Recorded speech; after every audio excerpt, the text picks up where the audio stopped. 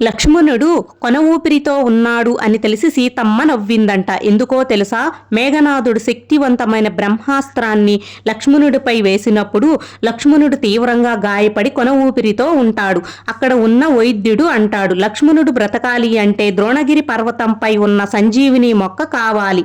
ఆ మొక్కను సూర్యోదయానికి ముందే తేవాలి, లేదంటే ఆ మొక్క పనిచేయదు అని చెప్తాడు. ఈ విషయం తెలుసుకున్న త్రిజట సీతాదేవికి చెప్తుంది. సీతమ్మ నవ్వుతూ ఉంటుంది. అప్పుడు ఆమె త్రిజట అంటుంది, కొన ఊపిరితో ఉన్నాడమ్మా లక్ష్మణుడు, ఇది నవ్వవలసిన టైం కాదమ్మా అని చెప్తుంది. అప్పుడు సీతమ్మ నవ్వుతూ, ఇందులో బాధపడవలసిన పని ఏముంది? లోకానికి అధిపతి అయిన శ్రీరాముడు ఒడిలో ఉన్నాడు లక్ష్మణుడు. అసలు మరణం నా భర్త శ్రీరాముడు దగ్గర ఉన్నప్పుడు మరణం ఎలా సంభవిస్తుంది అని చెప్తుంది. ఇక సూర్యోదయం అంటావా?